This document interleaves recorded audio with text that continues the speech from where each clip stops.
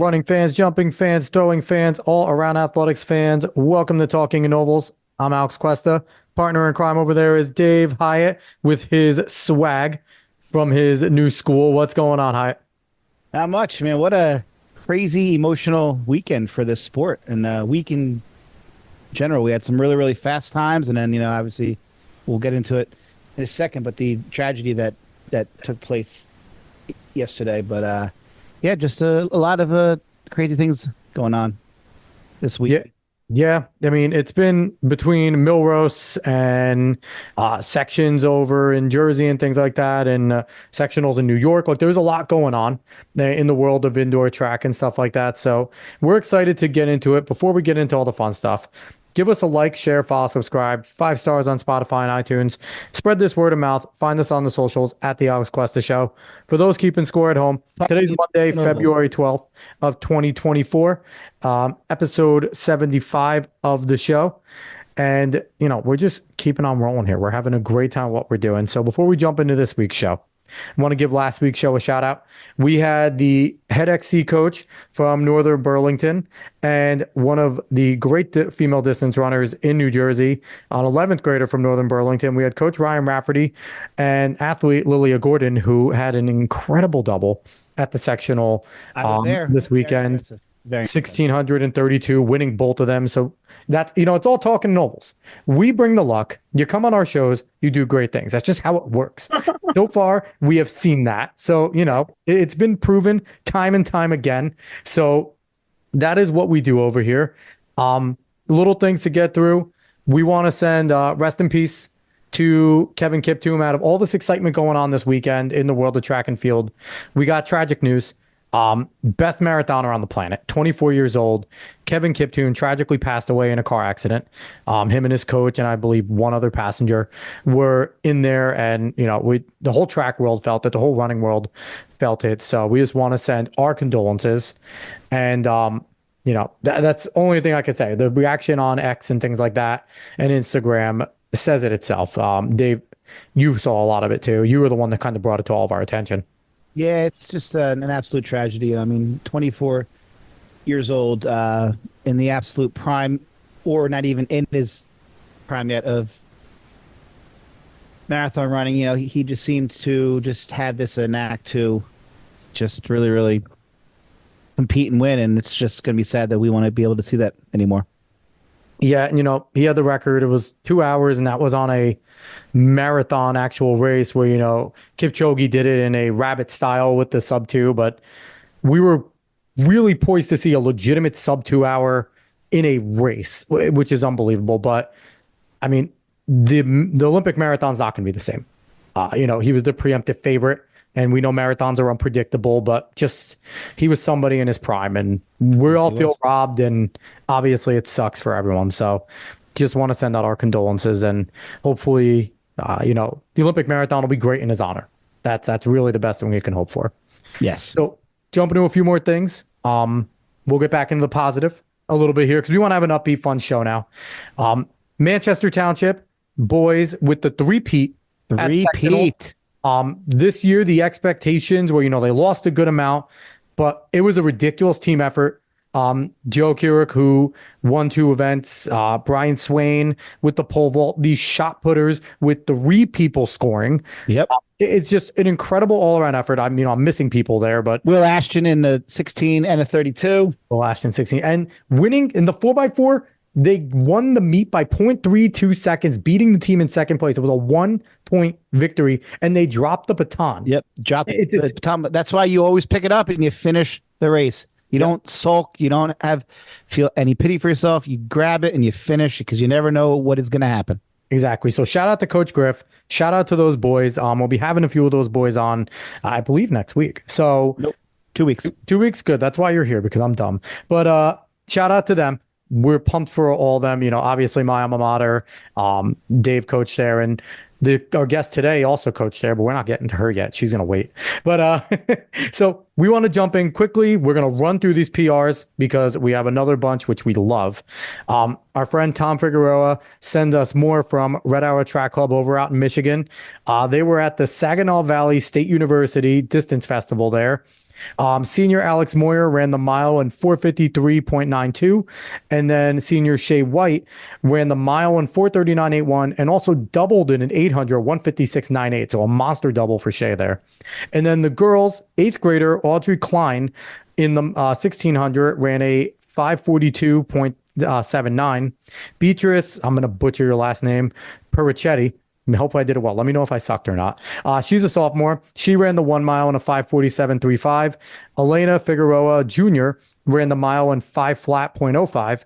And Haley Schiffenender, I butchered that one last time too. She's a junior. She ran the mile in 5:27.39. So congrats to all of them over there. Over in Michigan. We love our fans in Southwest Michigan. We need to get some Michiganders on the show. We did technically because we had Danielle Toro. She ran over at Michigan, so she's like a transplant Michigander. I guess we can consider her that. So we had some love there. So last one from me. Our friends over at Ocean, Coach Lynch, sent us this. Olivia Palutis in the 800 ran a monster PR of 2:21.17. She reset her own school record over at Ocean, and that was at the Central Group 3 Sectional Championships, which saw a lot of good times. Hyatt, take them away.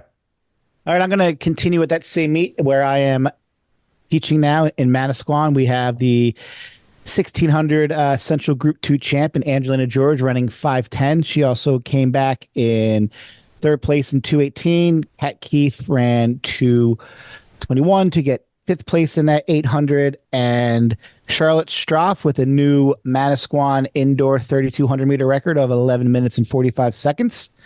And Chris Reyes also qualified in the 8. On to our buddy Wilfredo Rivera at Heightstown. He had at the Central Group 2 meet, he had Jack Kane with a big PR to get second in the 3,200 at 9:45.29, and Mason Johnson got 1,600 in the 4:48.85. And what I think is probably the biggest thing from people that we know from this past week is Westfield. They ran at Ocean Breeze and ran 2 absolutely monster races. They won the 4x8 in 7:52.34 with Graham Corrins running 2:03. Caleb Stockman 1:57, Ryan Daly 1:54, and Alex Valencia 1:56. And earlier in the meet, they had a DMR of 4 completely different individuals, which is crazy to have 2 sets of teams. They ran at that time the number 1 time in the country in a DMR, 10:06.49, Westfield high school record. Tage Meta ran a 1,200 and 3:10. Emmanuel Gallinolo ran the 400 and 49.3. Jimmy Gildea ran a 156.2, and Avery Keith brought it home in a 410.37. Again, number 1 time in the country. Followed secondly by CBA, who ran another blazing time of 10:09. What a great rivalry those 2 teams had, but it's all class, it's all love. It's just going out there and competing. Coaches are friends, and it's just awesome to see, and I can't wait to see what happens with those teams in the future. And Avery also record for the mile there with that 4:10 coach put down. And I mean, it's crazy to think that Tefelsky could possibly have arguably one of the best public school teams easily one of the best public school distance squads in the country. You saw that in XC, but man, he's just putting together such a team there that it's going to be really fun to see what they do, at Penn Relays and stuff like that. I'm pumped to see it. They're going to go in there and kick some doors in. So I'm pumped for that. So that's all the PRs we have this week. Thank you for everybody sending them, but technically it isn't because our guest is bringing some on her own. We are pumped to have her on. She coached with all of us. She's one of my good friends, and she's not in Jersey, just like me. We're both out of there, but she is Megan Blue. She's the head track coach at Chesapeake High School, Baltimore County, and she is a Toms River North alumni. What is going on, Blue? Hi, how are you guys? We're doing well. We're doing well. We are pumped to have you on. I mean, I'm being sandwiched by Toms River people here, so I don't know if I'm happy about that, but I guess it's okay. It's all Ocean. Nothing better than a Toms River sandwich. I mean, exactly. I mean, it's honestly the way it is. Like Manchester, just in the middle of all you guys kind of hating each other out there. So we're like the mediators, the redheaded stepsisters hanging out. So I want to jump right into it with you, Blue, because one of our favorite questions that we ask all of our guests, and I think gives us some of our best stuff that we do. When did you get the spark to become a runner? Oh no, Why don't no. we Do your let her get her PRs PRs first. out of the way? Yeah. I suck. Yeah, Just do your PRs. okay. So I have some PRs for my two senior sprinters this year. So I recently switched schools, but I'm still coaching at my old school. And one of my main reasons for staying was because of these seniors. So I'm so excited that they are showing up when it matters and all their hard work is showing off. So I have Akila in the 300 ran a 43.06, and in the 55 ran a 7.9. And then Michael in the 55 ran a 7.71, and in the 300 ran a 44.39. Nice. Very nice. So this week was our region meet, which is like comparable to sectionals in New Jersey. So they both ended up qualifying for what we call states, which is basically groups in New Jersey. Do you guys have a meet of champs, or are you one of the states that you have, like New York, you have fake state champions? We do not have a meet of champs, and it's one of the things that makes me crazy because I think it's amazing to have a meet of champs, and we don't have one. So when they say states, I'm like, no, it's really just groups. Like, it's not the real deal. A lot of states are similar in that aspect. Yeah, I think they I don't know, they should do like a survey on what states do like legitimate like championship meets, because I know some do. I know some other states have that, but I know Jersey's pretty unique with it. And I mean, our meet of champs is better than everyone else's anyway. So now let's jump into you, Blue. We want to get into you. Being a runner is something that not many people truly pick. We've got some great guests here that are like, hey, I ran my whole life. It's what I wanted to do. But we also have the mix of, I was trying to do this sport and I realized I wasn't that great. Where do you fall, Blue? What gave you the spark to become a runner? And you are a lifelong runner, still competing, still training, still running marathons. Yeah. So whenever I listen to your show, I hear this question, and I don't have a true, like, this was it moment. For me, it's kind of been like a progressive thing. I ran winter track as a freshman in high school to get in shape for lacrosse. I had been a dancer my whole life and like played sports, but never really had like my area. So then I was going to play lacrosse in the spring. So I was like, oh, I'll do winter track. And that's ended up loving it. Still did lacrosse, but then decided to do cross country the following year. If you ask my mom, she says I did cross country because the cross country team went to Disney every year and I wanted to go to Disney. I say it's because I enjoyed the team and I wanted to do cross country. I'm going to go with mom there. Yeah, Disney didn't hurt. I don't think, and knowing Mama Blue is right about most things, okay? So I can imagine Disney didn't hurt. Yes. So I did get to go to Disney for all 3 years once I joined in high school. And the team at North was always like, we always had a ton of people. It was always a lot of fun. And it really just was like, I was going to practice and hanging out with my friends. And like, it was a very social thing for me. And then I'm naturally competitive. So it was like the right amount of like, hey, I get to hang out with my friends, but I'm also like doing something where I have control over like how much I improve and don't improve and like all that kind of stuff. So that what kind of got me into it initially. And then I decided to run in college. And very similar to the high school, I loved the team. I loved like my social circle was my teammates for the most part. And so just continued to love the sport. And then now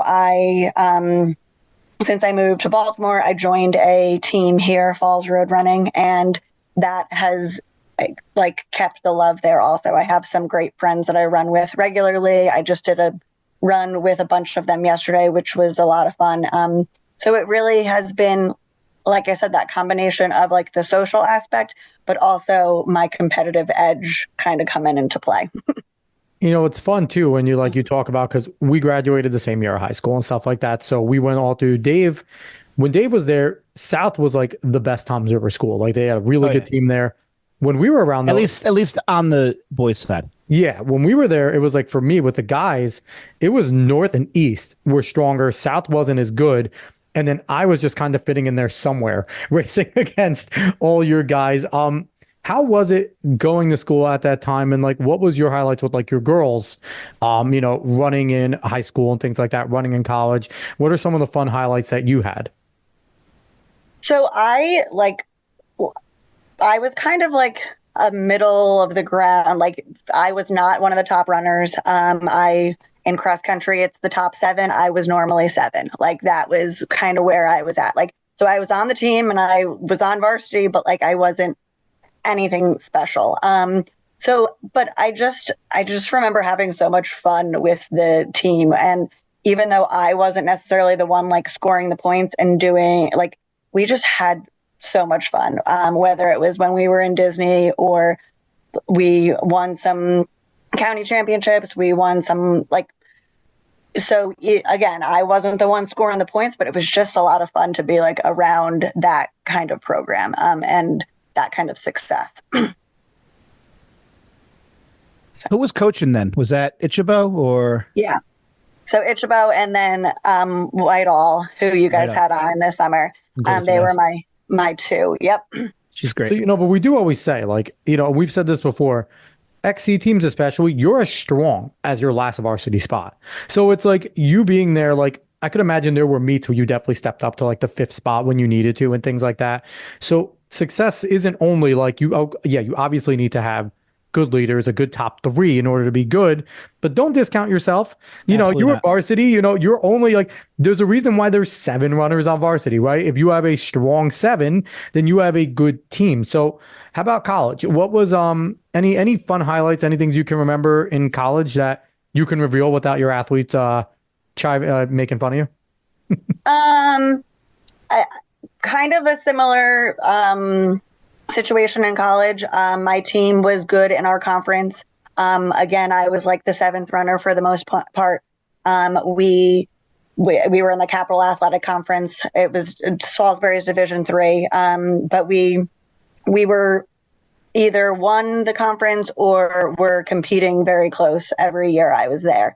I distinctly remember one year we thought we lost the conference cross country meet, and we all go on our cool down and we're like crying and sad. And then our graduate assistant at the time like came and found us on our cool down, like sprinted over to us and was like, what?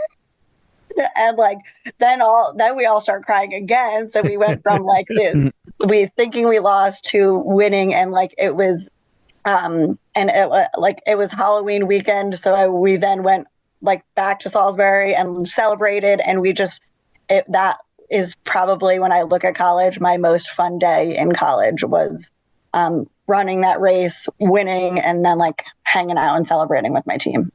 That was always one of the hardest parts as a coach. And especially as like you're counting spots in cross country and you're trying to figure out like where you are, if it's like a close race and stuff. So I could imagine that had to be like awful for your coach, like watching you guys go away moping. And then your coach is probably one pushing the graduates, says like, go get them and tell them. Like, yeah. That had to be fun. So did you know that you wanted to be a coach while you were running over at Salisbury, or even was this a goal of yours to jump into coaching when you came out? So kind of, I definitely, and I'm going to give my sister a shout out. She was working at Manchester when I was in college.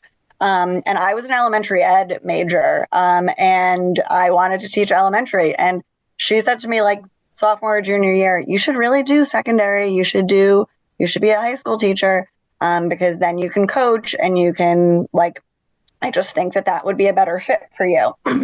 And I was like, no, I love the little kids. I'm going to teach elementary school.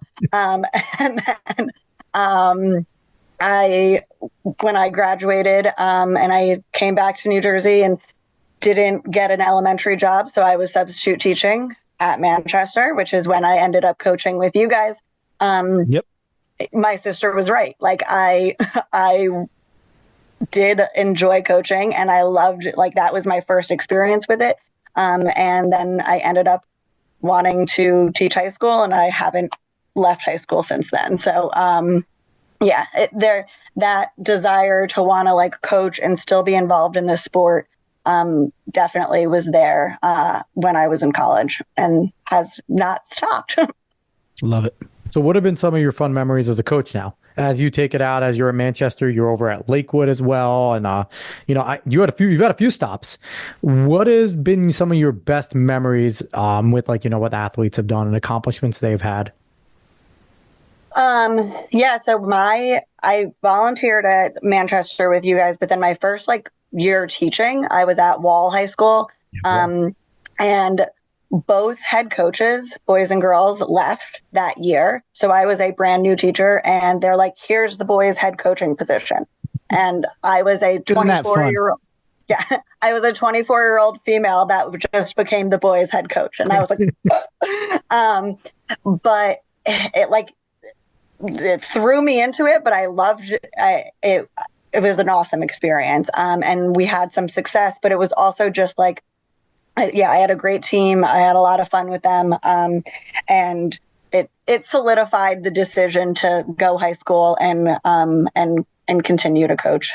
And then at Lakewood, I had a couple really good athletes. One of them being a shot putter who wasn't necessarily like mine, because I'm a distance runner who has become more of a sprint coach now. But he was very successful, ended up throwing over 60 feet in the shot put. Wow. Wanted to play football in college, so he's actually now at Maine, just finished at Maine. And so it was awesome to see his success, because he was just a really good kid. And then I had a few others at Lakewood also that kind of stick out. One went to Georgian Court, and she was a sprinter that I loved. So and because I was their teacher also, it was awesome to see just them as freshmen and then to senior year and see the growth as whole people and athletes. And then, just for reference, I do remember the text and phone calls when you got the Wall job, because I remember one of them was like, how the hell do I coach a bunch of guys? You're like, I don't know, what should I do? And she figured it out and did a great job. Yeah. And it's funny now, I do love my girls that I'm coaching, but there was a couple times throughout my career that I was like, I would much rather coach the boys than the girls. But at the time, like I said, when I was 24 and my first coaching job was a head boys coach, it was a little nerve wracking. That was a funny text and conversations following after as to, your mindset. And we've had many conversations between you going there and Lakewood and things like that. And, in Baltimore and all that. So yeah, keep on going. You're doing. Yeah, and then to wrap it up with the coaching, at least, I'm at Chesapeake High School in Baltimore County now, which is a smaller school, and it's a smaller team. And one thing that's been a challenge for me is I have been the consistent since I've been there. I've coached winter and spring. This is year 6 now.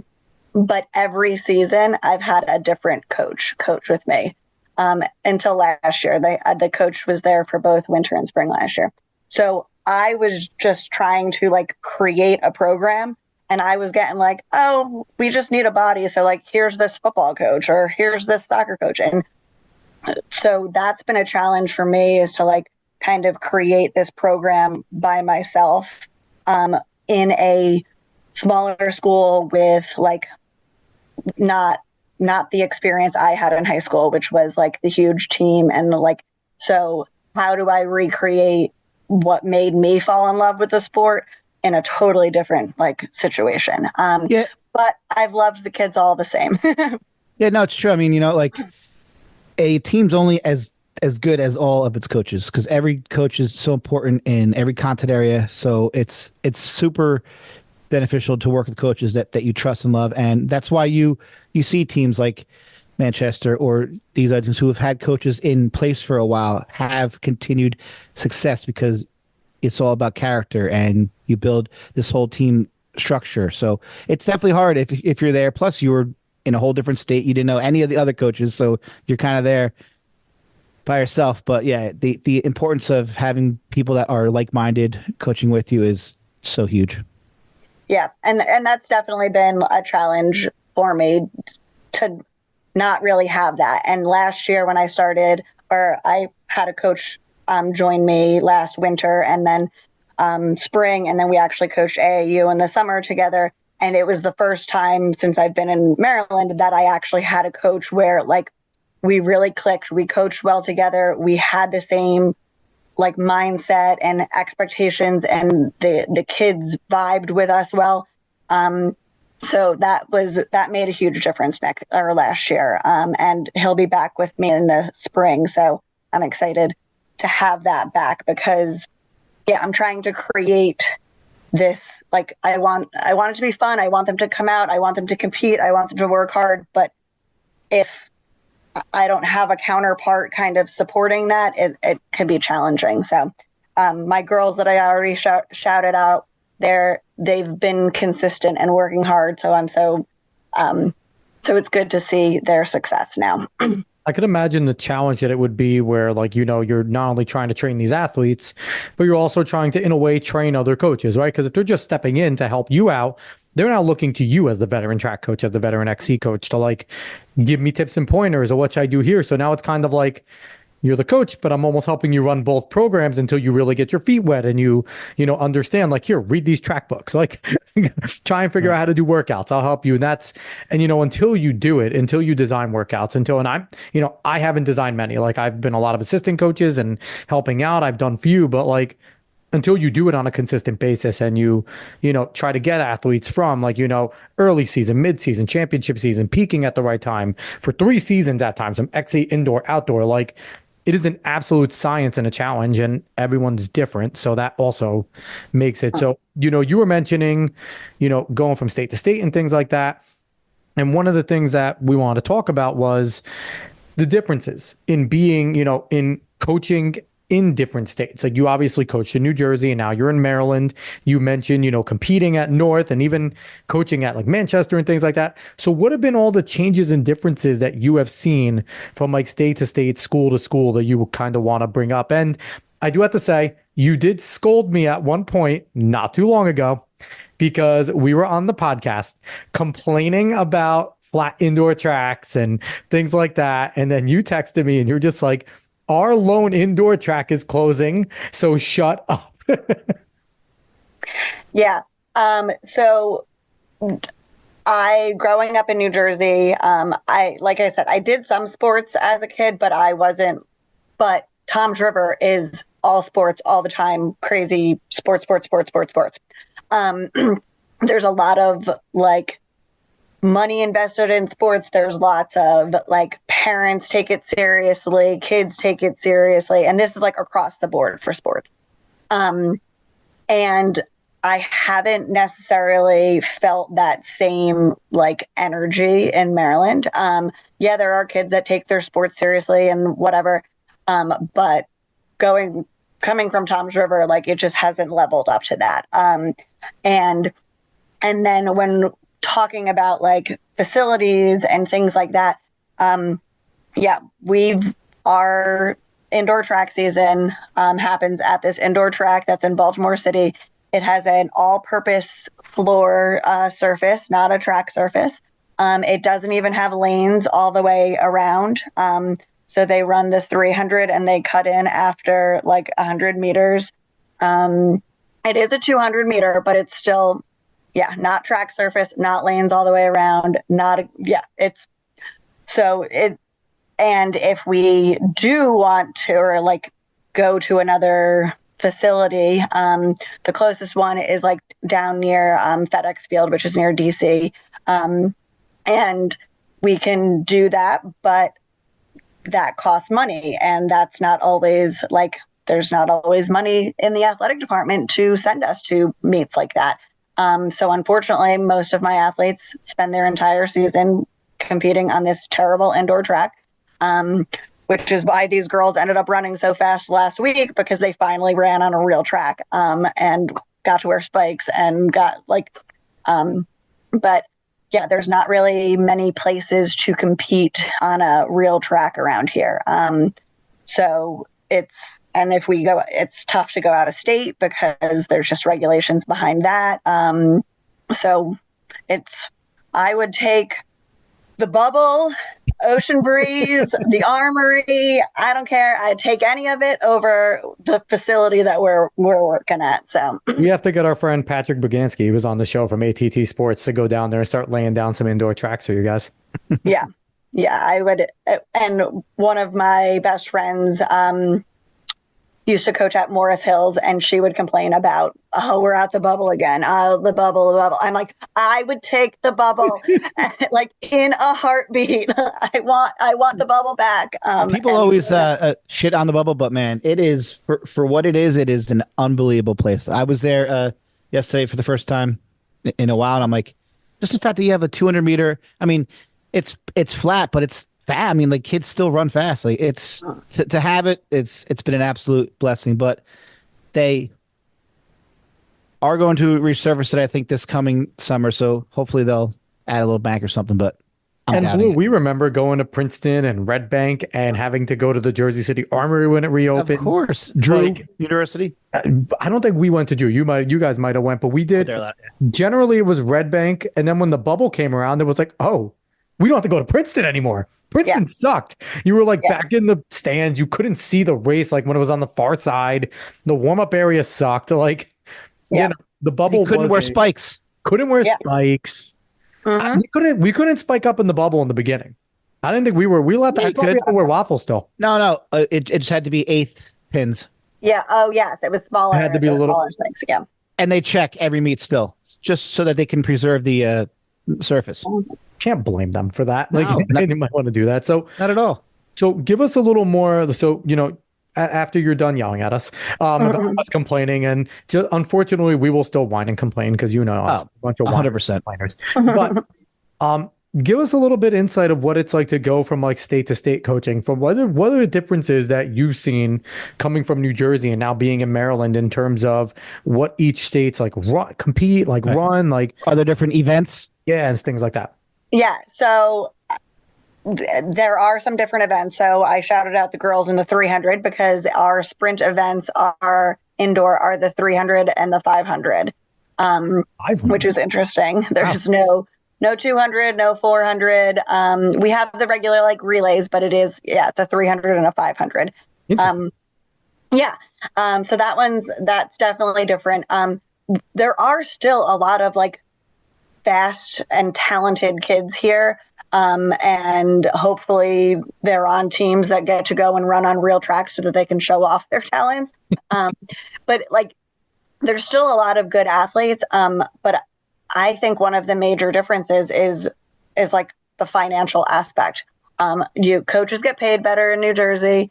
There's more money like given to, like, I remember when I was at Wall and Lakewood, every season I was given like, here's your budget. Like, what do you want to order? And it wasn't like a lot of stuff, but we were able to get some new stuff and whatever every year. Like, I don't really get to do that here. Like, I had to like beg for new uniforms. And part of it is I could probably fundraise more for my team. But again, I'm running 2 programs by myself, essentially. So that doesn't always work out. Yeah, So yeah, I don't really get that like, oh, like we can buy some equipment that we need or whatever. And I feel like overall it's like not valued as much as it is in New Jersey. And there's always the difference between sport to sport. Obviously, like the football and basketball they're like the hype sports and they're going to get more stuff. And that happens in every state. But I feel like it's even more of a discrepancy in Maryland because there's like just not a lot of money or not as much money in sports, I think. And I feel like, Jersey kind of considers itself a track state. Like we have that pride. Like we produce some incredible athletes that have gone on the collegiate level, been successful, pros and things like that. So I feel like there's part of that too, where no one in Jersey kind of wants to fall behind from that kind of tradition. They want to have their shining star and things like that. And I mean, like, what is Maryland known for? Maryland's known for basketball. Basketball is like their big, big thing. So I could see why that's a thing. And I mean, the further south you go, the less they care about indoor, right? That's kind of been like a lot of times there's like culture shock for like people from Florida, and now they're running indoor and they're like, the hell's indoor? Like they go to like these colleges out in the SEC and they're like coming up to the Northeast and they're like, what is this? Like, what are we doing inside running? This is nonsense. So I feel like that could partially be it, just kind of like the geography and things like that. Yeah.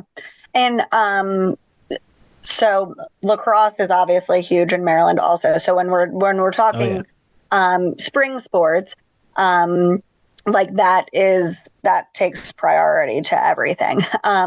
And coaching at a smaller school, we're competing, the teams are competing for the athletes because there's only so many of them. It's a small school and they can only do so many things. So like without stealing athletes from other sports and stuff, it's hard to put together a full team because like you have your handful of students that are academically eligible and can do sports, and now all like the lacrosse coach, the baseball coach, and the track coach are all competing for those same kids. And same thing with like basketball, wrestling, and indoor track. Like that's been a challenge because there's only so many of them at a small school, and we can't all have them. If we could duplicate some of them, I would. Now here's a question: does Maryland have a steeplechase outdoor? Not in high school. Not in high school?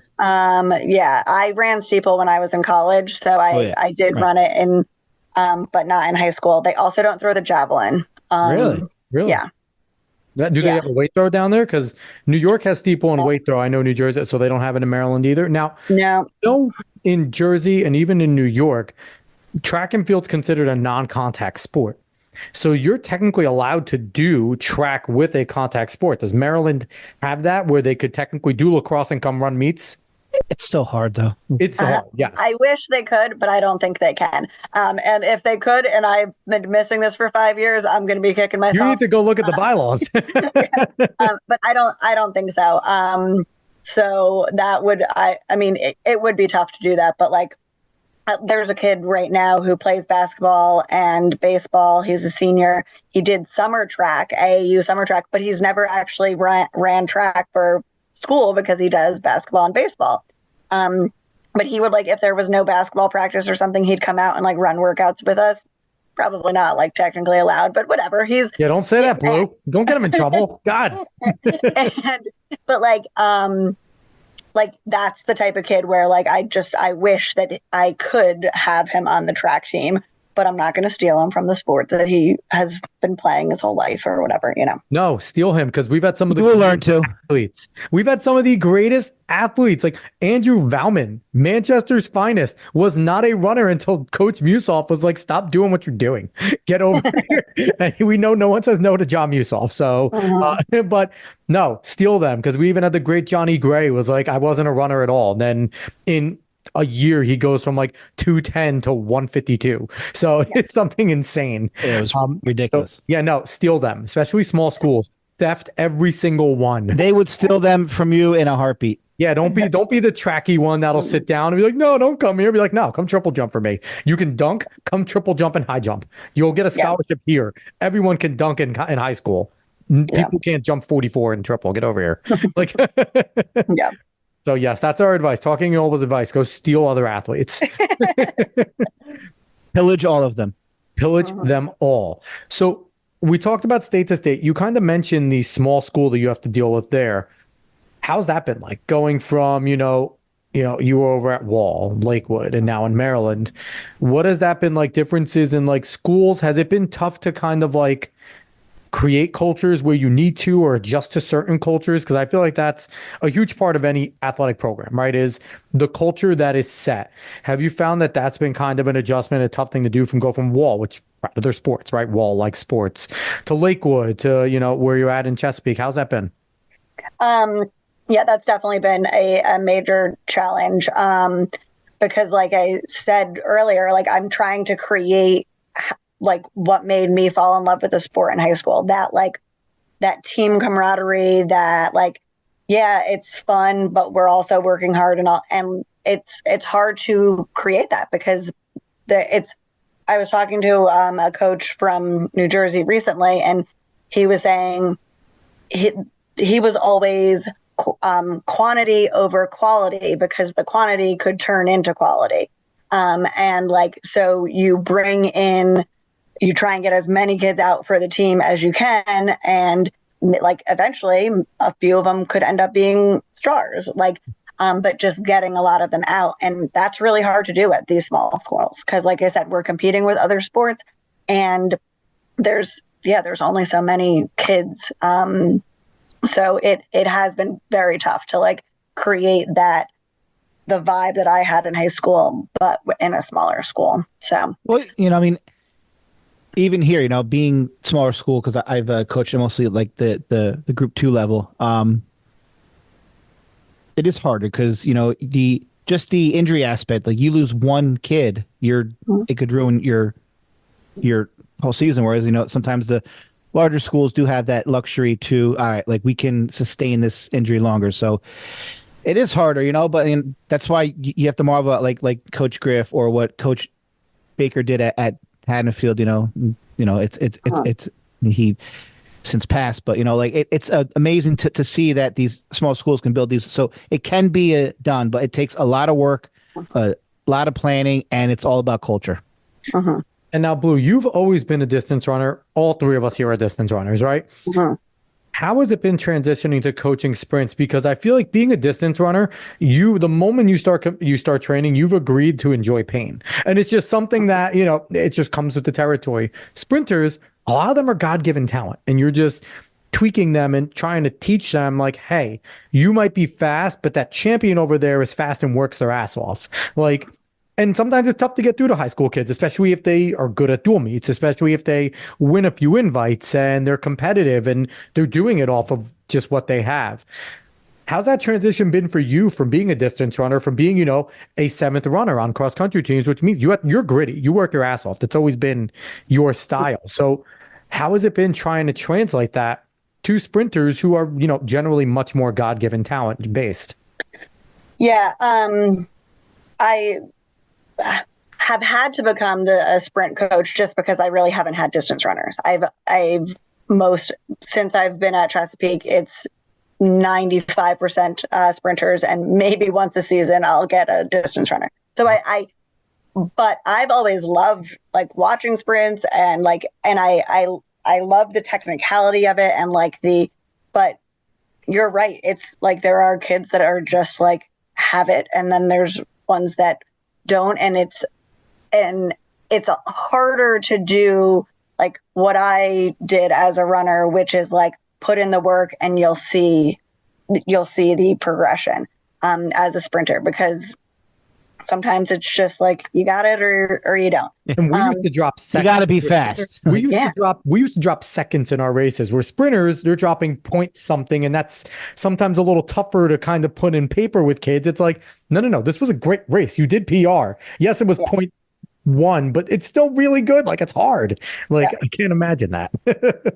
Yeah. One thing that I think has helped me as a coach is still being in the sport myself, and still competing and still being able to like hop out on the track and do a workout with them or whatever. Oh, you still could do that? I would die.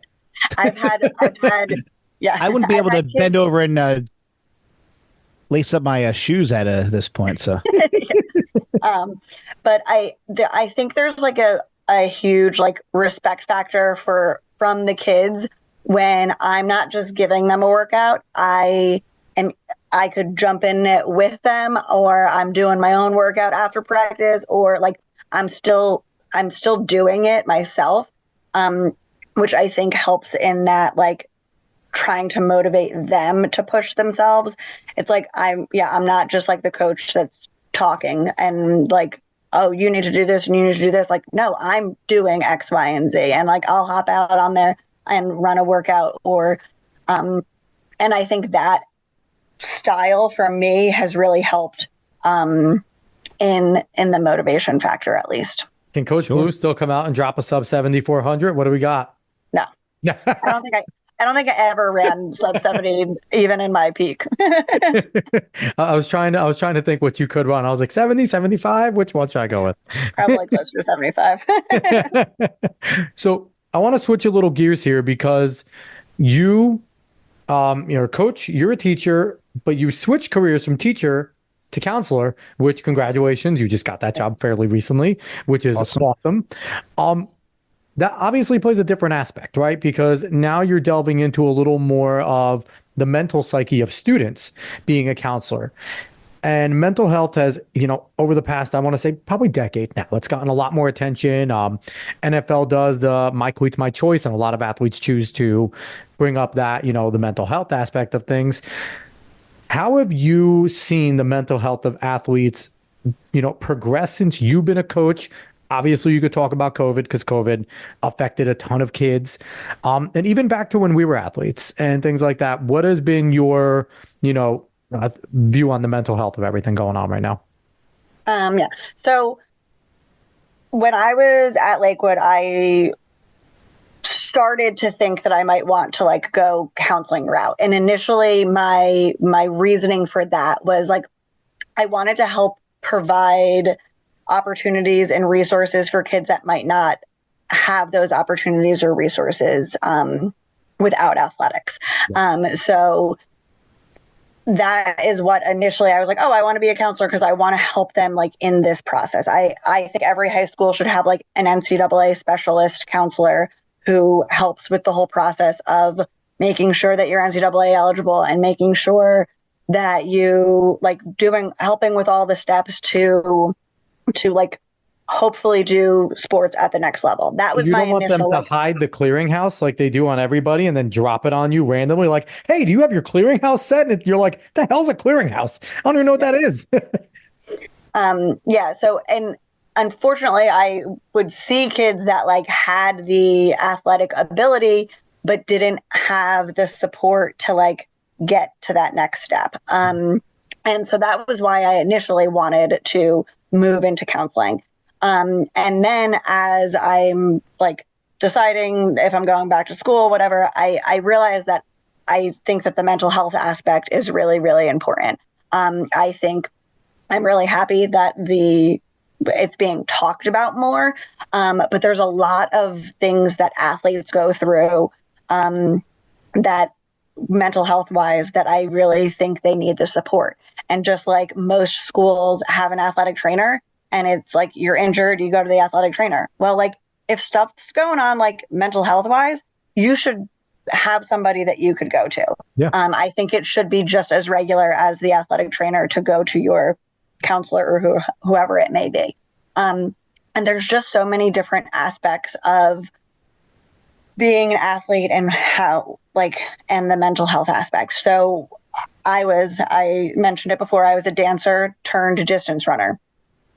Two things that have a lot of eating disorders, a lot of body image issues, a lot of that's been my entire life being, I think that's a major thing that needs to be addressed in athletics. And I love when I see these female athletes that are have such body positive, because when you're trying to run really fast and you think that losing weight or whatever is going to make you go faster, and you have this whole body image, that's huge, unfortunately, in distance runners. And I think it's something that Coach Whitehall mentioned that on our episode.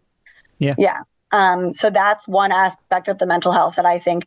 But then another thing that comes up is the transitioning, if you do make it to that NCAA, that next level, or the professional level, whatever it may be, handling that transition, handling that balance, because some of these kids are coming from they were the star at their high school to now they're on a college team and they're just barely varsity person at that point. They got to earn their spot. There's no, they're all stars.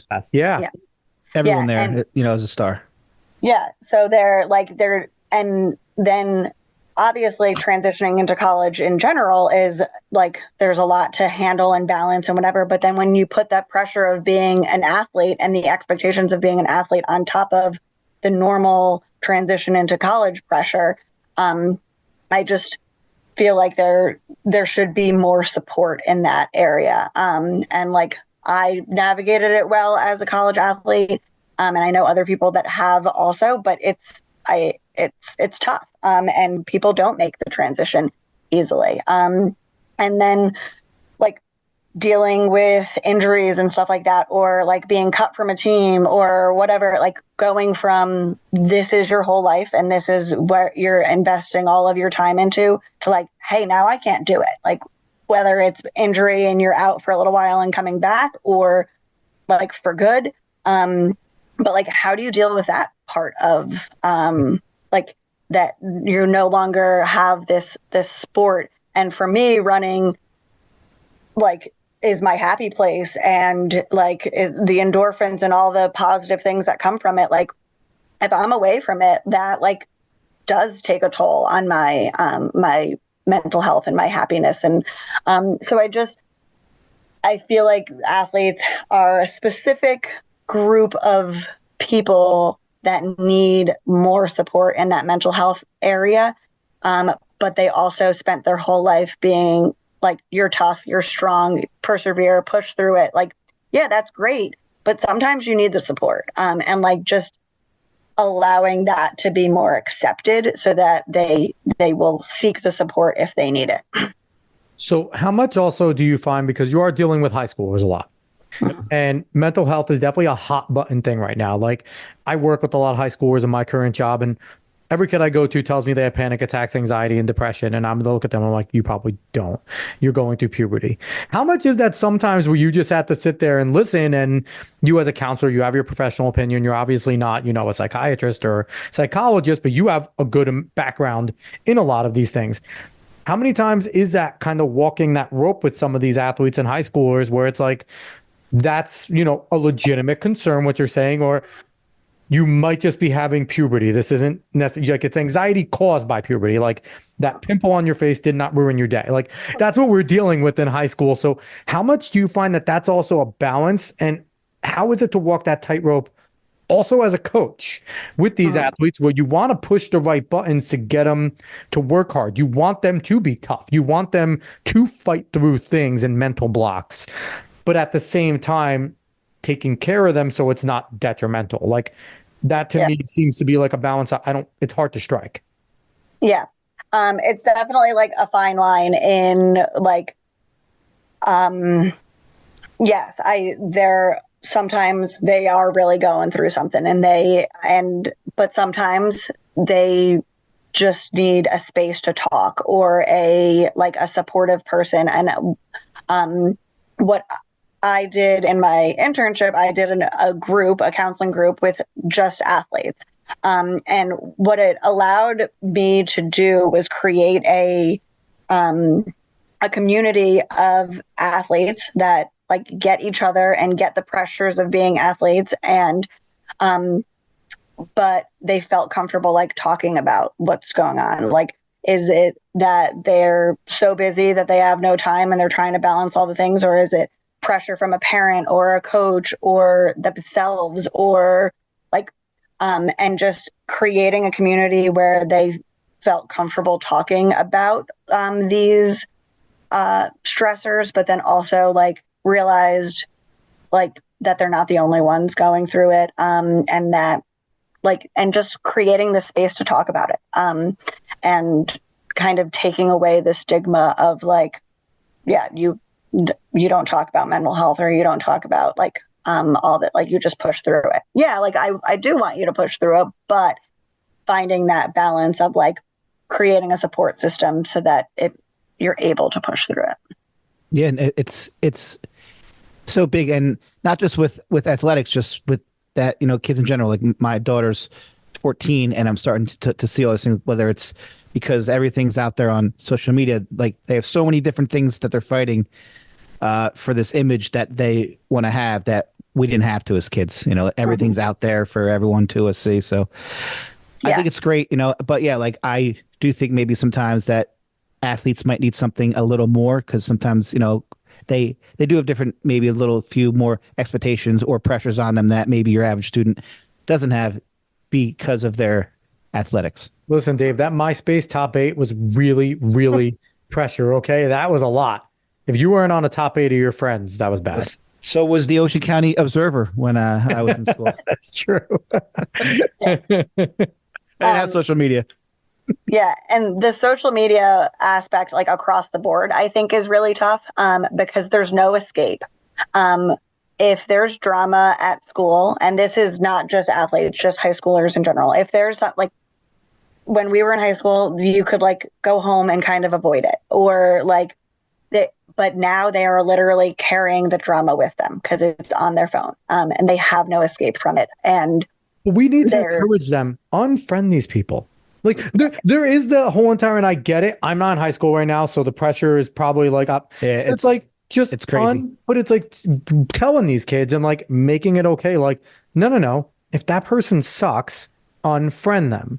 And but, and I get it. Like again, I was in high school. No one wants to be an outcast. No one wants. It's a status thing too. Like I have all these people following me, or like this person like that. Like, but yeah, I get it. I don't get it either. But the encouragement of like.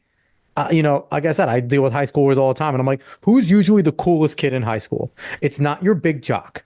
It is that one kid that just kind of does what they want, whether it's a guy or a girl. They just kind of do what they want. They go with their own flow, and everyone kind of likes them. And, they're cool with everyone, right? And it's like, encourage people to be that kid more, I guess. Mm-hmm. Yeah. It's a whole different world now. Being in a high school now, it is a whole I mean, just getting kids to like, hey, we're not using phones during class. It's like, no, bring your phone, put it up in front of the class. We're not using it. Like, it's like you ask them, like someone died, because you had to give up their phone. I'm like, it's just for an hour, guys. Yeah. Oh, man. So I want to close out with you on the same question that we ask everybody. And we miss Coach Briggs, so we have to have Coach Briggs on again because that haunts me that we didn't ask Coach Briggs. That pisses me off. But Blue, I'm going to ask you.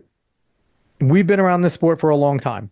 Obviously, if you've listened to this show, one of our goals to raise awareness of the sport, make this more fun for casuals, which is why we always like to hear the stories of all of our guests, right? Because everyone can relate to all of our stories and things like that.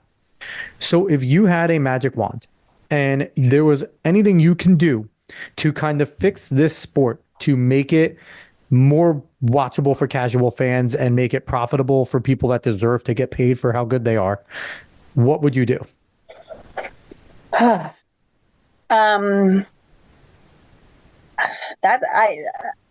I know you ask this question every time, and I knew it was coming. And so the thing for me, what has made me more of a sport or a fan is going to see the events live. So I am a crazy marathon spectator. Like, you should see me watching a marathon. I run almost as much as they do because I am like that's I've watched the New York City Marathon several times. I watch the Baltimore Marathon every year. I like the trials last week. Yeah. I went to a friend's house last week to watch trials. And another person that is not a runner was like, wait, you're like going to watch them run a marathon? And I was like, yeah. You're goddamn right I am. Yeah. And not last summer, the summer before, I went to Worlds in Eugene. And it was amazing. And I went with a whole group of people, and I, in comparison to my other friends, did not know a lot of the athletes and did not know a lot of like the backstories and my friends were like, oh, this is so-and-so and this is so-and-so. But then I left after the couple days of being there, and now I'm obsessed with all of them. I follow them all on social media. I you guys had Marvin Bracy on, and didn't know who he was until that day, and then I could have melted during that 100 final. But being there and seeing it live and seeing the energy made a huge difference for me as a track fan. So I think that's where my thought is like how do we make it more accessible to fans to watch live, and because that made a huge difference for me, and made me a much bigger fan. So I have a quick question for you, because it seems like there's a lot of not anger, but maybe resentment from a lot of the pro athletes that they have to go back to Eugene again every year. What was your experience like there as a fan? Was it expensive? Do you see why maybe some of these athletes are like, can we go somewhere else? We don't have to keep going here every single time.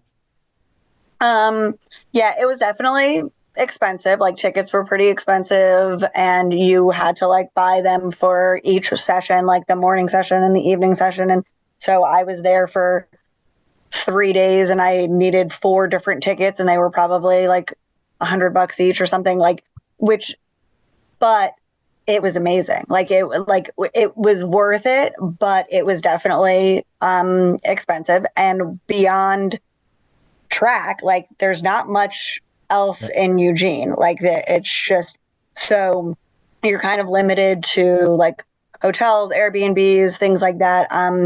It's not like you're in like a big city and you have all of the, like, it is kind of limited in resources, I guess. It is unlike any other town or city, though, because you walk into a bar in any other city, you're going to see like football and basketball stuff on the walls. But in Eugene, it is track all the time, track everything.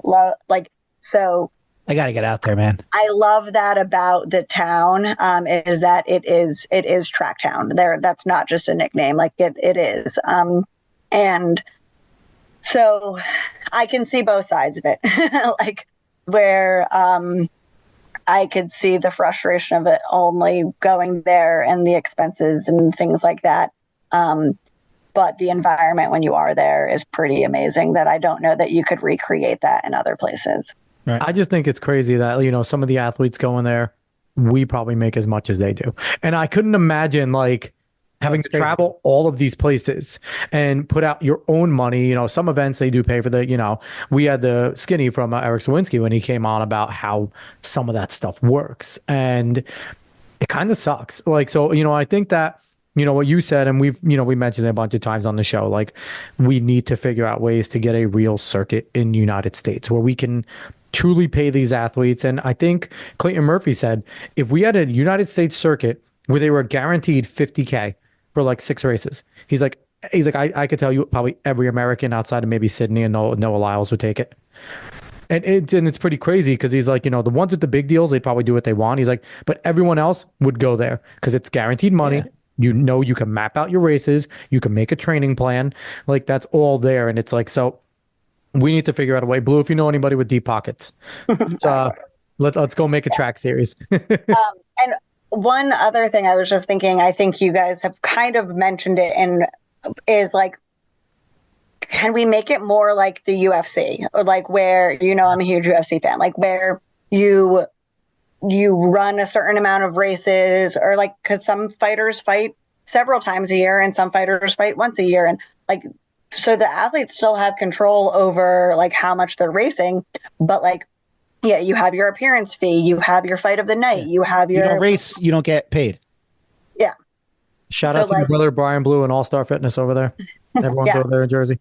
Tom's over. So we like that's another thought, is like, and then you get tickets to certain events because so-and-so, and obviously injuries and things happen, and like you're not always guaranteed, but like if you know whoever is fighting that in Baltimore, you're going to like buy a ticket to that. Or if you know this person's racing in, I don't know, Florida, then you're going to go to like, and people will buy tickets to follow specific athletes, I feel like, just like they do in the UFC. So here's a question for both of you. We saw kind of a disaster with the LA Grand Prix last year where, people like, Sidney McLaughlin, Lavoni, and, they were all supposed to race there, and then boom, they're not there. Should there be penalties when athletes, if they pull out within like a certain amount of time, right? A week up to the event, all of a sudden they pull out. We've been selling tickets. We've been marketing you. should there be a penalty unless it's like a legitimate injury, right? Yeah. Someone tears something, someone has a real injury. But if it's just like a tweak and you can compete on it, like should there be? Because I feel like that would stop some athletes from pulling out because we've had people, Clayton Murphy again, I'll bring him back. There's no motivation to not run if you're not 100% because the sponsors make it so difficult. You have to hit certain times. If you don't do it enough times, but Mhm. should we be pressuring these athletes to compete more, even with these little minor injuries? Just because we're selling tickets on like, how many times have we seen lately over the past few years these big sprint, they're going to battle. It's Noah Lyles or Fred Curley or, Marcel Jacobs. Marcel Jacobs and things like that. And then all of a sudden it's a week or 2 weeks before the event. Oh, I tweaked a little something. I'm not competing. Or there's a final and there's like 3 lanes open. Exactly. So should we Um, be I don't know how. penalizing these athletes? I don't know how you could like how do you You make justify them pay. what is yeah, but like what's considered serious injury or not? Like I feel like they are definitely trying to do that in the NBA now by saying like you can't win the MVP unless you have a certain amount of games played. So I don't know if something like that worked, but I mean Well, I mean, like, obviously a tear, if you don't something show up, legitimate sprain. you don't get paid. Like obviously like you don't get showed up, you don't pay. So I Yeah. guess maybe they could do it that way. I don't know how you would like really be able to say someone's hurt. Or you get knocked down in the world rankings, like you officially like you don't Could you be. you're supposed to compete and you don't, Well, you yeah. lose 5 places in the rankings or Well, I mean, something. Like yeah, it depends like on the level of the race too. Like if it's a platinum race and you don't go, or a diamond race and you don't go, steeper penalties, right?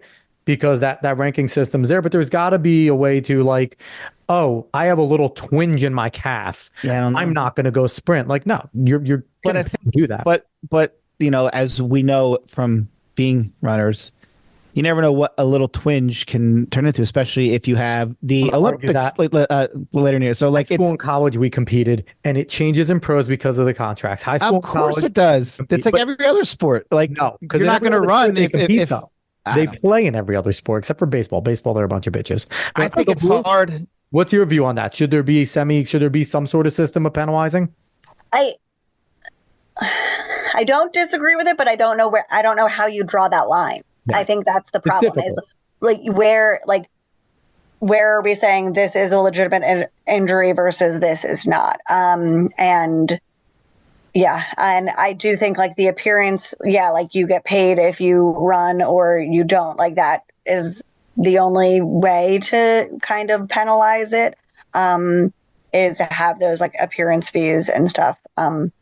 But it's really hard to draw the line and say like, oh, you are injured enough to not run, or But I'm you're not sorry. injured enough. I mean, What the was only it? thing What was it? I St. would Pierre? like, Didn't St. Pierre just come back from having a baby 6 months ago yeah, and she she just just broke the American won? record. Okay, I'm sorry. If a woman can come back in 6 months from having a child, you can run and win. You can run with a twinge in your leg.